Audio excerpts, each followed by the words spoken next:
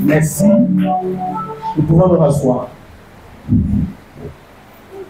Sans pourtant tarder, je demande au lecteur de pouvoir lire notre texte de base. Mais alors, tu vas commencer à partir du 16e verset, tu t'arrêtes au 25e verset. Galates 5, 16 à 25. 16 à 25, je lis la parole au nom du Seigneur Jésus. Il est écrit, j'ai dit donc, marchez selon l'esprit, que vous n'accomplirez pas le désir de la chair. Hein? Car la chair a des désirs contraires à ceux de l'esprit. Amen. L'esprit allant des contraires à ceux de la chair. Ils sont opposés entre eux, afin que vous ne fassiez point ce que vous voudriez. Si vous êtes conduits par l'esprit, vous n'êtes pas sous la loi. Ok. Or, les œuvres de la chair sont manifestées.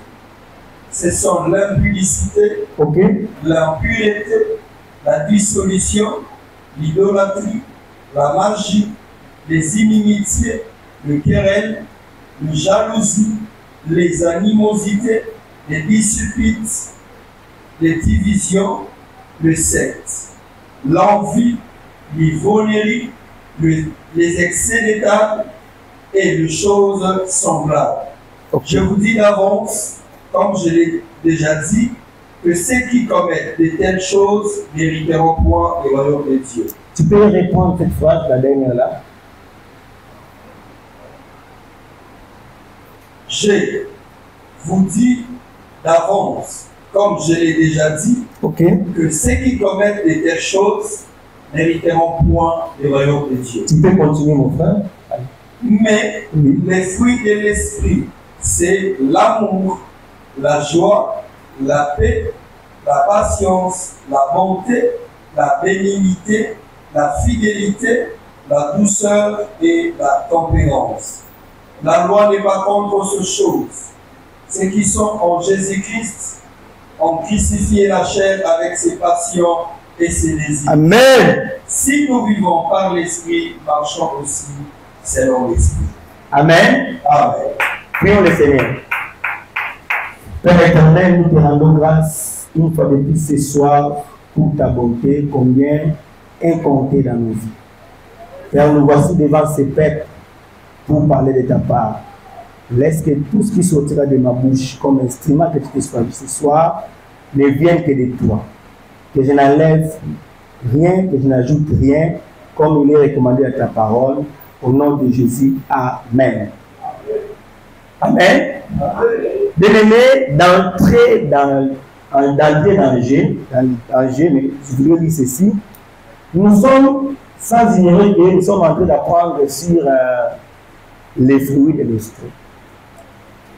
Mais je voulais à ce que nous puissions remonter, parce que étudier les fruits de l'esprit c'est bien, mais connaître d'avance les fruits de la chair, c'est aussi très important. Nous avons vu à partir du chapitre, je crois 16, on nous a énuméré 16, n'est-ce pas, fruits de la chair. Appelons ça comme ça. Il y en a 16. Au contraire, les fruits de l'esprit, il y en a, je crois, 9. Alors, 15. Merci. Les choses semblables. Merci. Merci, papa. Il y en a 15, comme papa vient de dire, plus les choses semblables.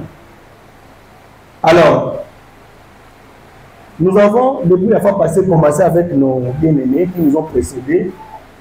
On a parlé de la patience, on a parlé de l'amour, on a parlé, je crois, de la joie, pas encore. On a parlé de la paix, oui. Et on a parlé de la bénignité également. Aujourd'hui, nous allons parler de la tempérance. La tempérance qui est la dernière parmi ces 9 fruits. Et le Seigneur voudrait qu'aujourd'hui nous puissions en parler, comprendre c'est quoi la tempérance. Alors, bien aimé, notre exposé de ce soir aura 5 parties. Nous commencerons par quelques définitions. Nous allons commencer par la définition de la tempérance, mais d'abord scientifiquement, et nous irons par définir aussi, c'est la pensée de Dieu, donc spirituellement. Nous allons définir la tempérance scientifiquement comme la modération dans les désirs. Donc les désirs, notamment dans la consommation de l'alcool et de la nourriture. Ça, c'est la définition scientifique et normale et simple. L'autre définition, on dit ceci, la tempérance réfrène, donc réprime ou ralentit ou stoppe les désirs sensuels et la convoitise. Là, c'est le philosophe Isidore qui a défini ça comme ça.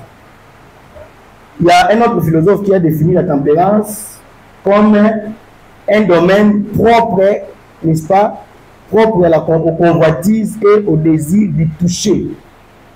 Là, c'est Aristote. Donc, il a dit la tempérance a pour domaine propre les convoitises et les désirs du toucher. Alors, la tempérance est aussi une vertu morale qui modère, n'est-ce pas, les traits ou les charmes, c'est-à-dire ce qui attire agréablement, les désirs et qui procure l'équilibre dans l'usage des biens créés. Donc, celui qui a la tempérance, celui-là qui a l'équilibre. Il ne veut pas en faire beaucoup, il ne veut pas en faire aussi moins. Il est au milieu, il cherche l'équilibre. Ça, c'était la définition scientifique. Amen. Nous entrons dans la définition biblique. La tempérance, selon la Bible, assure la maîtrise de la volonté sur les instincts et maintient les désirs dans les limites de l'honnêteté. Alors, une personne qui est tempérante, c'est une personne qui oriente vers les biens ses appétits sensibles. C'est le pensée en Nzambe, celui qui est tempérant, celui qui a la maîtrise. Celui qui sait dire que awa na kokoma te a na ko le karaté. Là quand on a Nzambe, limite na ngeza na faut déborder. Donc c'est ça la tempérance selon la pensée de Dieu. Alors, la tempérance aussi garde une saine discrétion et ne se laisse pas entraîner pour vivre les passions de son cœur. C'est-à-dire que nous savons, le cœur nous envoie des fois à faire de n'importe quoi. Mais il n'y a que la tempérance qui peut t'aider, n'est-ce pas, à ne pas vivre selon les désirs ou les pensées de ton cœur ou de ta chair. Pour ceux-là qui ne sont pas encore convertis et qui n'obéissent pas à la parole de Dieu. C'est la tempérance qui vous aide à ne pas déborder les limites, surtout étant enfant de Dieu. Alors, il y a ceux qui ont développé le goût pour le plaisir spirituel, dont les enfants de Dieu, tournent d'une manière désordonnée au plaisir corporel. Donc, les enfants de Dieu qui se sont donnés dans Makambo Nzambe. Donc, bamonaka Makambo Nzoto et intéressé à Bango Souté. Sikoyo, fruit wana, o esala ke, yo Makambo Nzoto, ezo la sima. O dans un excès, o dans la limite. Et que moi Nzambe, c'est la tempérance. Amen.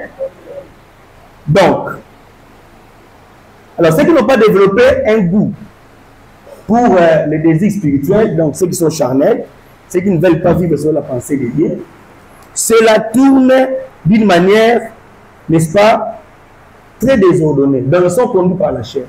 Nous autres, on est style d'Abango. Donc, il y a excès, Masanga, excès, Polia, excès, l'église, excès. La tombe n'est pas Kingan, la tombe n'est pas Kingan. Donc, il y a Alinga Benyoso. À quel moment, à quel moment, ils sont assis à quel moment, femme Tama.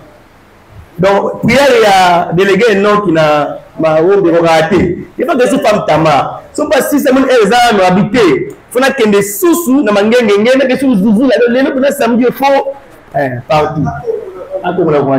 On les a à la température, on a excès d'étape. C'est comme la fois passée, tu dois réparer foot, on a terrain à usine, il y a le Kunga, dans la zone. La petite terrain à Bissou, on est comme dans l'église. Dans la groupe, il y a battu ensemble. Bon, on va la base, c'est grave. Tu vas te faire des gars à Bango, tu vas te bon, on se dit que Kuna, mais quand on passe dans le pays, dans le pays, à ton idée, à quel sujet nous sommes au même moment. Donc c'est compliqué. Alors c'est le manque de la tempérance qui fait que au lia bilia au mela du mela. Amen. Alors c'est pourquoi Batouana Bagouara même pas canaliser tristesse na bango bango différence on a na esengoté parce que moi na nzambe ou aza na tempérance yango ezala été ce qu'on a un problème tel comme na vie na ye ako se contenir devant Pambouana pour que a débordé et soumou qui ça a été et le ça y est comme moi mon nzambe c'est-à-dire devant un problème devant une réaction na yo fait de la tempérer. Il faut que ngai na ko agir to réagir loka ba souté parce que na c'est na fouille ou abengi tempérance oyo il na ba exciter. Il faut respecter ma limite. Amen. Alors, la tempérance spirituelle générée par la grâce de Dieu donne l'environnement et la motivation propice à la croissance personnelle. Donc, ceux qui ont la tempérance spirituelle, et pour d'autres, c'est l'environnement est comme propice. Comme je l'ai dit tantôt, tu verras que Makamuni est au temps où ça m'a source selon le souffle. Donc, vous allez Bioka yokate, vous allez kenda kendati. Amen. Alors, ces mots tempérance, ils sont un autre mot, un concept qu'on appelle tempérament. C'est-à-dire, celui qui a la tempérance, il faut avoir un tempérament mokobo. Donc, ils ont le caractère mokobo. C'est quoi le tempérament? C'est une disposition générale de l'humeur et de la sensibilité d'un sujet dans la relation avec lui-même ou soi-même et avec le milieu extérieur. C'est-à-dire, quand on a terme tempérance, et c'est le terme en Zambé, on a bilongini balé. C'est-à-dire, yo, le sika yaba agneau, comme ça la agneau, c'est une amie sur yaba kambina yo, to ba dirigeant na yo, to ba parent na yo. Tout le monde a un bon enfant, mais à l'université, c'est compliqué. Donc, à ce tambola, le lengue à l'âme, si papa n'est pas moi dans ça là, papa mon cas, moi, c'est pas mon enfant. Tout ça, ce qui fait ça, c'est la tempérance. C'est-à-dire, aux autres, ça image Moussoussou, mais si ka Moussoussou, et si ka peut avoir lion comme dans lion. Au bout d'un mois dans Zambé, dans la boîte de nuit, la tenue, oh, il ne pas là, oh, le pagano, il est incapable à côté de pagano pour y aller. Alors, c'est n'est pas que je suis en Zambé, et c'est tout ça la tempérance. Tout ça là, le lengue et à côté tambola oyo, et pour cela que l'homme m'a mis il bandate le rôle à batamuki. Alors, deuxième point, les vices principaux qui sont opposés à la tempérance. Bilogo oyo, ils ont opposé la tempérance. Amen. Alors, les vices qui sont pour la tempérance sont les suivants. Le gourmandisme, comme on a dit ça, pour un sens physique et un sens spirituel. Dans le gourmandisme, on peut dire qu'on lia mingi, on lia qu'on a yémoko. On a physiquement, gourmandisme spirituel, on a dit que bateau va excès de table, donc il y a lié. Mais la tati a paix en haut, à la limite, on a liaté. Na nenge a bien. Attends, on a bilé, il y a bien folia, mais à d'autres bombes, on a bateau, il y a moussouni et il y a molimo. Autre vice aux a opposé dans la tempérance, c'est l'ivronnerie. Donc, pour l'angle, donc, ça m'a bé. La luxure, pour une luxure exagérée. Et là, convoitise la chair et vous boum, ça y est, bon zambé. Au moni téléphone est par exemple, iPhone 14, tu es prêt à tout faire, ou bien que tu es l'enfant de Dieu, pose toi en haut. Qui numba, qui si, qui niba, qui cosa, qui traite, qui bon, à venir dans le pose. L'impudicité. Tu es bien en besoin de physiquement, l'impudicité, c'est un moto hasard, na ballon ani, ni balé. Tu es belé. tout hasard, dans une direction de mon côté, voilà physiquement, mais spirituellement aussi, un empirique spirituel, et c'est lui qui a plusieurs semences ou des semences. Donc, si dans toi, il y a des semences, il y a Satan, il y a un mais il y a un empirique. Et c'est lui au nous avons la curiosité. Bien aimé, bah te belé, bah koufi pour la curiosité, bah te belé, bah baby pour la curiosité, bah te belé, bah soumouki pour la curiosité. Donc, nous sommes frappés, nous avons comprendre qu'il y a 4. Je connais un ami quand on était à l'université, il est décédé comme ça. Un ami avait son livre, il lisait chaque soir. Il a dit qu'il y a la science occulte, la chambre, la homme. Lui, il voulait seulement à tout prix, il y a un livre. L'ami vous dit non, non, même moi qui n'étais pas, je suis avancé.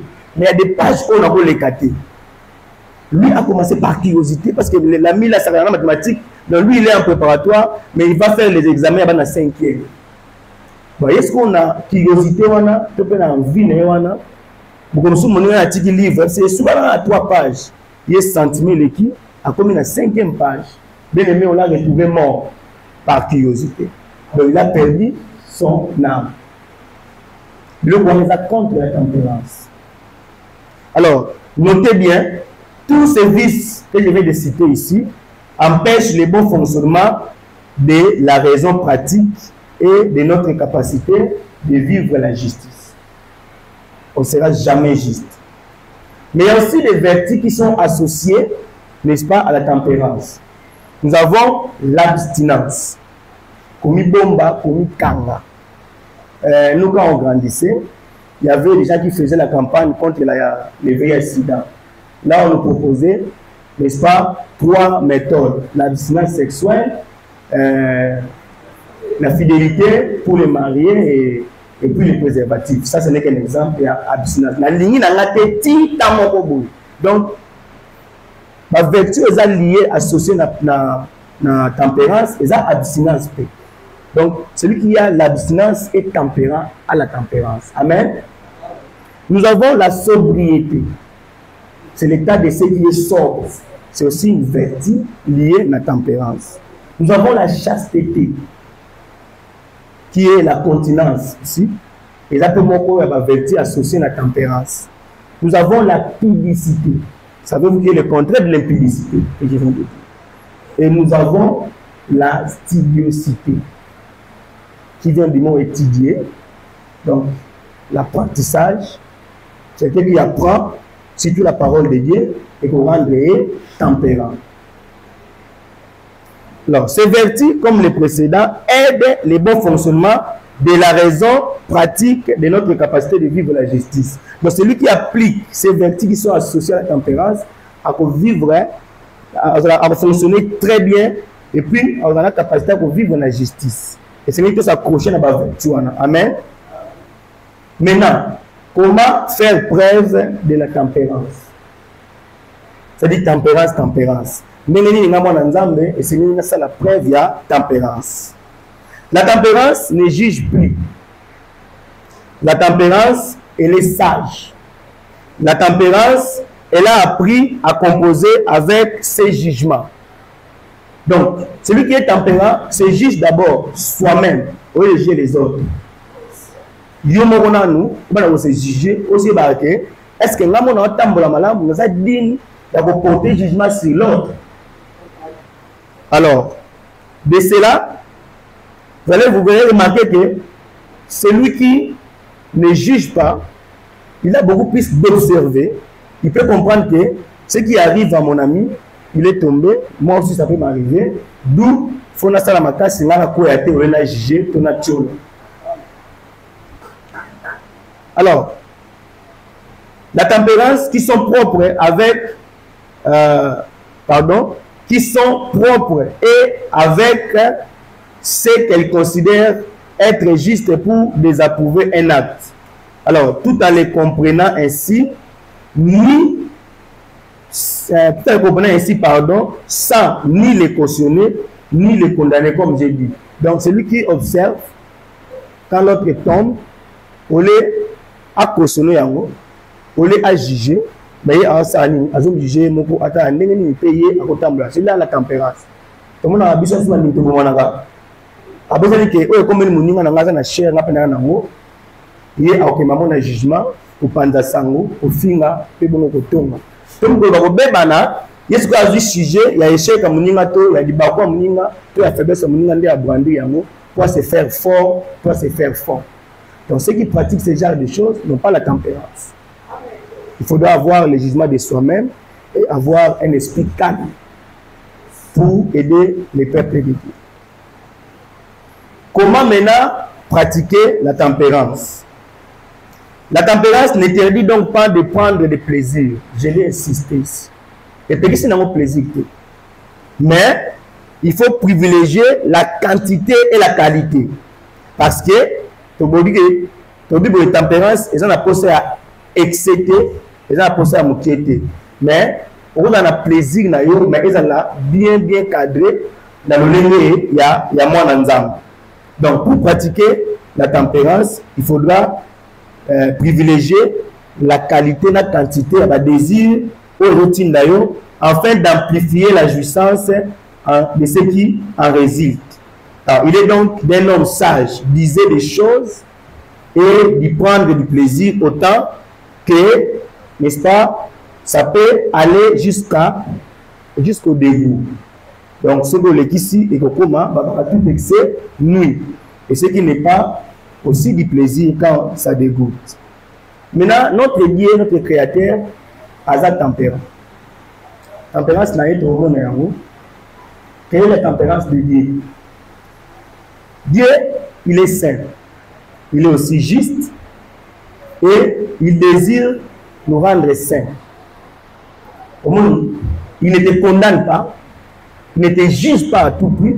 Mais il t'enseigne. Il t'appelle. La tempérance de Dieu. Il te veut. Il te suggère. Si on a un niveau, on peut savoir car pour joyeux, si un niveau est donc la qualité en âme, c'est lui qui a la tempérance. C'est un enfant de Dieu. Donc tempérance en âme, il y a ça injuste, elle est parfait. Mais yo andini ko fana na yo za injuste za parfait. À un niveau on les andé mo na souvent en âme, donc dit ma rappel, ya ko fana na bateau to kanisi ke biso to kola ki mingi, to koli to zo mona ke tozali ko na bango. C'est tout dit ma faiblesse na bango. Et ça ne pas nzambe na biso, sinon aza capable de kobonga mokili. Mais la tempérance nae azo otandre ngana yo mais chaque jour la parole d'été ma awa pour que olongwa na libungi olongwa na jugement oya na ngam. Amen. Amen.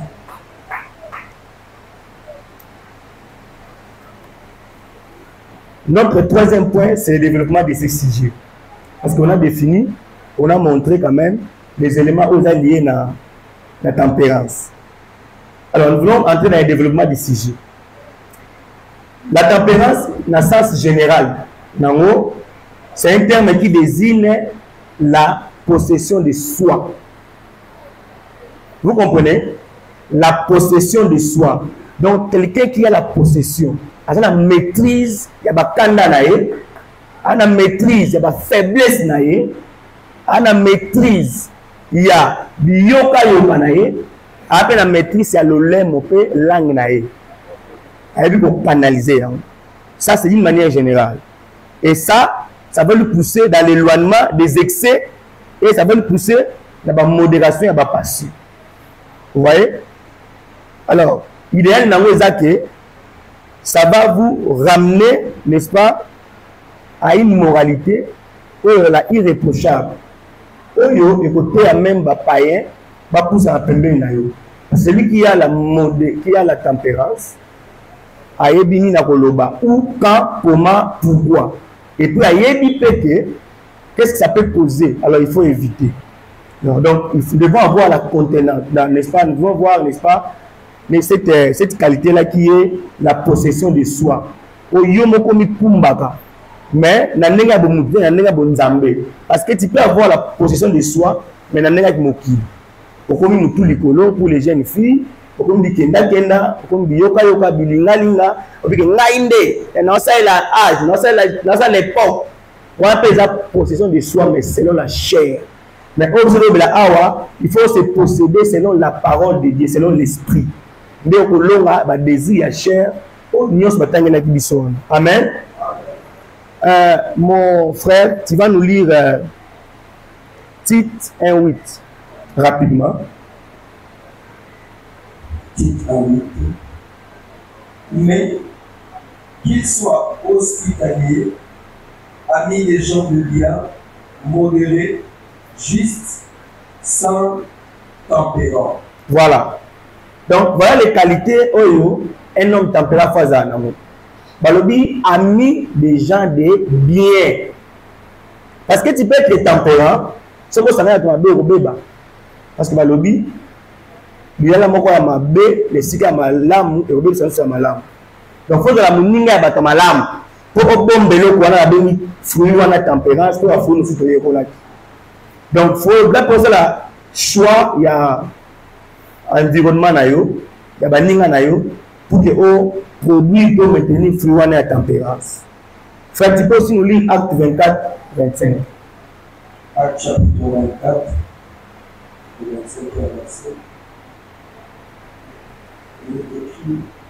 24, 24-25. Acte 24-25.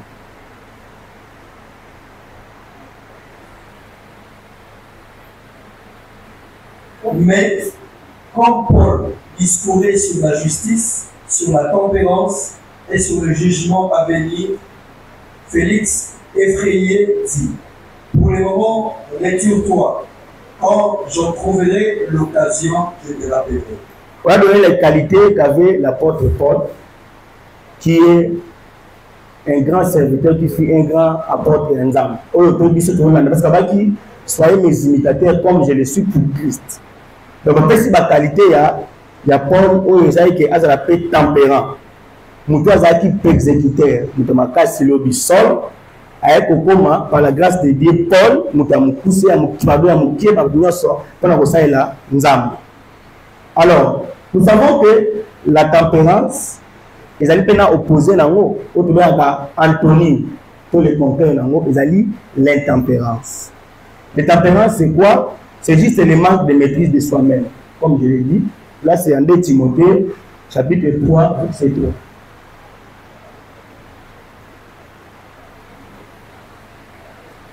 Insensible, déloyaux, calomniateurs,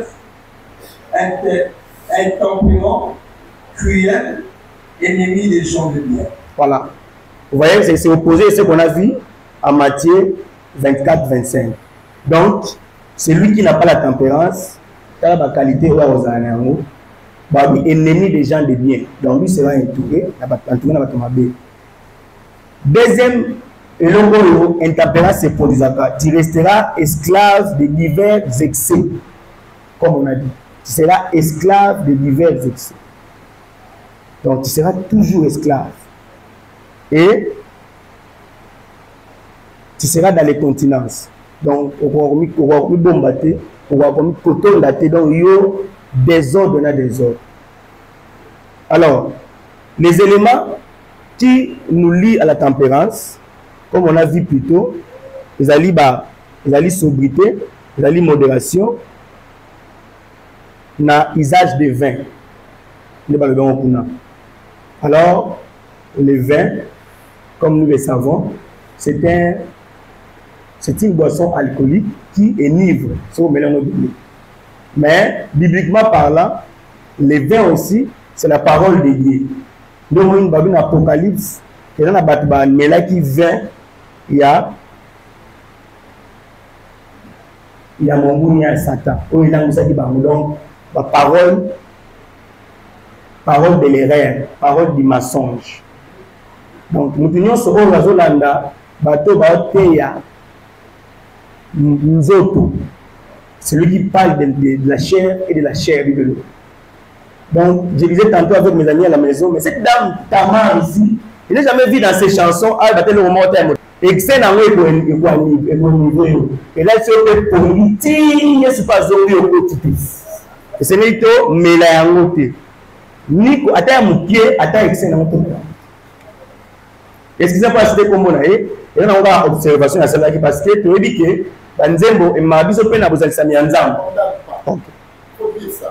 Je ne la condamne pas, mais on a dit que le Yembo, ils allaient Mabiso, Nanzela, ils ont besoin de l'avantage à écouter un ensemble. Mais quand on chante le Mokili, ils ont éloigné biso pe nzambe parce que on est pas biso convoitise la chair et charger biso tout et si on semble là on a souci muninga zoaki muninga bali muninga boti muninga ke classe et comme ici on bungisa yo moko na sens wana to biso ce que les libres maîtrise de soi, sagesse, modestie, na prudence. Mais bien aimé et le quoi mutuya au faut retenir na tempérance, c'est la justice et la piété. Tout en on a titre de 12. Celui qui est tempérant, a autant qu'on a sembo, peut avoir la piété. Elle nous enseigne à renoncer à l'impiété et aux convoitises mondaines et à vivre dans les siècles présents selon la sagesse, la justice et la piété. Amen. Amen. Amen. Donc, la tempérance, ce qui au sein de ma personne, et pour toujours la justice et la piété. Parce que yo, au a libanda de l'eau Amen. Amen. Autre élément, oyo, mutu ya tempérance, azana ou simba et tempérance ne femme, c'est la foi. Frère, nous avons Matthieu 21, 22.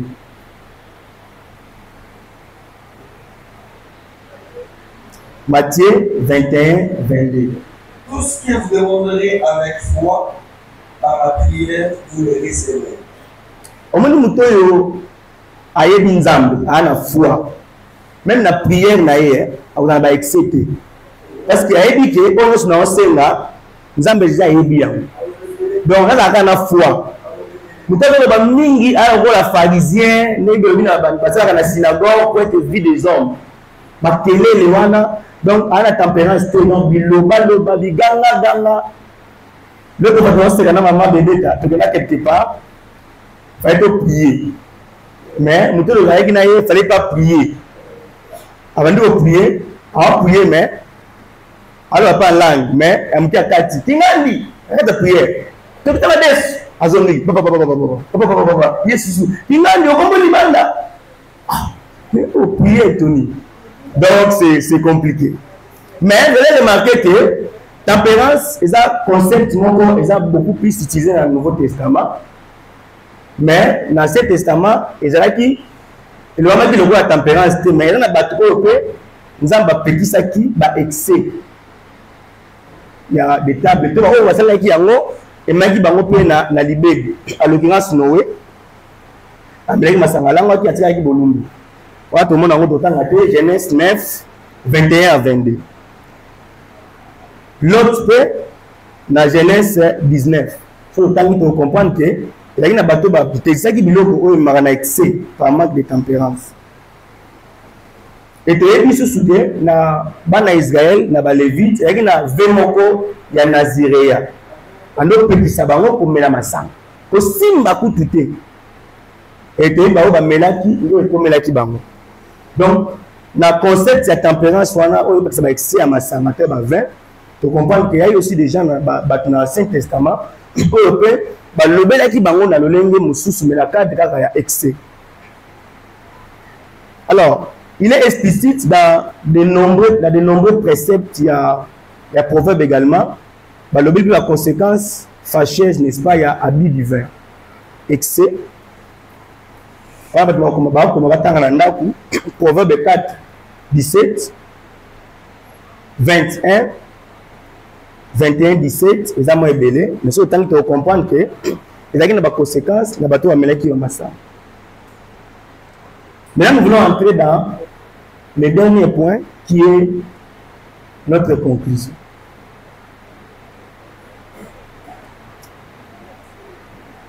Pourquoi aujourd'hui nous apprenons sur la tempérance? Et comment désormais, à dater de ce soir, nous allons fournir des efforts pour que tout le monde on n'a pas ce que ça dit, il faut tout le monde. Et ça, on a mais ça, on a mis ça là. Et là, on a déclaré, mais ça, on a mis ça là. Et là, on s'est rappelé dans Nzambe, après ça, biso, il y a un moment où on a bambouma, mais il y a un biso, les gars qui ont bambouma. Amen. Alors, la tempérance, la sens large, Tout à ça et toi, par conclusion, et ils ont naturellement vertu chrétienne, ce que nous avons. Ils ont vertu vraiment propre à Bananzam. Elle doit être exigée des frères et des sœurs, surtout ceux qui dirigent les communautés. Mokambi, ancien, encadré, délégué, en tout cas, Bissonde, Nabayoto Okamba, il faut que ça ait usage de tempérance, parce que sur la bisso, na musala nzam. Parce que la cause de la tempérance, tu rebelles ça va tout sur ma bakou. Dans la tempérance, tu rebelles ça va pas ya nzambe. On a la qualité. Parce que tempérance, c'est ali vertu wana ezo sala que on comprendre que on a yebi to na yoki déjà, yena yoki amote et ça été na comprendre na kaye. Et nous même ma moto yo ayena bonzambe sika ndemona mutu atambule quand même na nzambe yoki le nzambe. Donc c'est une bisoto ba été tempérance c'est ça vertu moko vraiment c'est pas chrétien, tu peux te la moto. Amen. Amen. Alors le quoi là, il y a un fruit à esprit, comme on a appris à lire ça avec notre frère. Dans les vies, ils ont libéré dans l'esclavagisme et à chair. Donc, tempérance, ils ont libéré dans le Tangiwana. Donc, si tu as la pression, comme Madame Boumawana, comme on a été, on a dépend de la chair. On a mesuré, on a dosé même l'agissement, même le monde, même les salles, même les sikas à défendre. Amen. Donc, il faut tout approprier, n'est-ce pas, vertu. Alors, nous avons lu en Galates 20-22. Babi, celui qui est en Christ, a libéré. N'est-ce pas? Il peut user de toute liberté. Mais quelle liberté? Liberté, c'est la liberté, il y a des ordres. Liberté conformément à la parole de Dieu. J'insiste, la liberté conformément à la parole de Dieu. Alors, c'est lui qui est tempérant. Nous avons créé Katinaye à la bonne. Et au bout de sa bonté, et au bout de sa fruit, soit de tempérance. Donc, là, il y a un tambola et longo. Donc, mon est aux mais vous remarquez que si on a la tempérance, on n'est pas dénigrer d'autres fruits, au moment où il faut faire patience. Il faut faire paix. Parce qu'il faut en vérité. Il faut faire joie. Parce que quand on dit que il faut joie. Il faut faire l'ignorer. Parce que l'amour supporte.